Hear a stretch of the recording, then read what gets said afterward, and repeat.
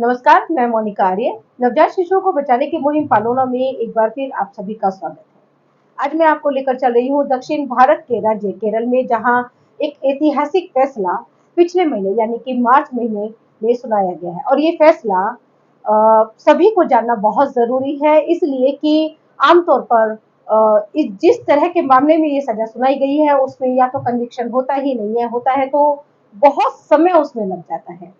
ये फैसला भी हालांकि 3 साल के बाद आया है। घटना है 2021 की और ये कहानी है शालिनी। शालिनी जो है वो तिरुवनियूर के पजुकामट्टम में रहती थी। संतोष की पत्नी शालिनी अपने बच्चों और ससुर के साथ वहां पर रहती थी। संतोष करीब 1 साल से अपनी पत्नी से अलग रह रहे थे, किसी दूसरी जगह पर रह रहे, शायद कोई काम, किसी नौकरी की वजह से वो ऐसा कर रहे हो या कोई और भी रीजन हो सकता है। इसके बारे में बहुत ज्यादा जानकारी हमारे पास नहीं है।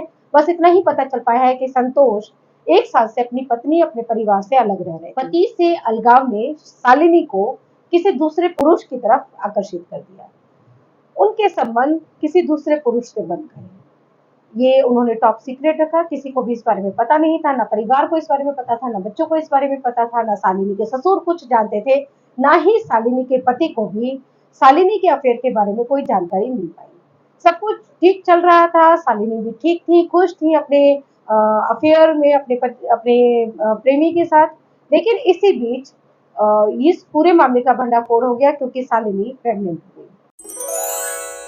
अब उस अफेयर को छुपाना उनके लिए बहुत ज्यादा मुश्किल था। उन्हें शायद इसके बारे में पता भी बहुत देर के बाद चला, क्योंकि उन्होंने फिर बच्चे को जन्म दिया। न सिर्फ जन्म दिया बल्कि इस बच्चे के जन्म के परिणाम स्वरूप होने वाली ह्यूमिलेशन से बचने के लिए, इससे मिलने वाली घृणा, इससे मिलने वाले अपमान से बचने के लिए उन्होंने उस बच्चे की हत्या कर दी। जांच हुई और जांच एजेंसियों को शालिनी तक ले गई।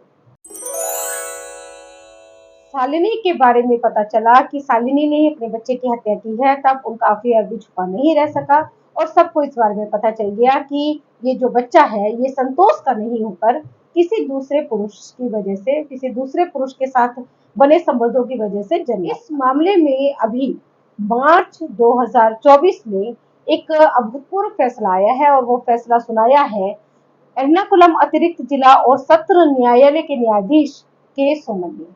उन्होंने शालिनी को आजीवन कारावास और इसके साथ साथ 50,000 रुपए जुर्माने की भी सजा सुनाई है।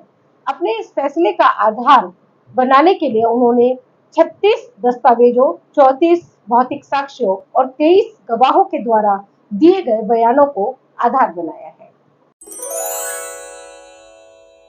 आपने ये देखा कि एक महिला जो शायद कभी अपराध करने के बारे में सोच भी नहीं सकती है, अपनी छोटी सी खुशी के लिए, अपने थोड़े से लस्ट के लिए कैसे हत्या जैसे जघन्य अपराध को अंजाम दे बैठती है।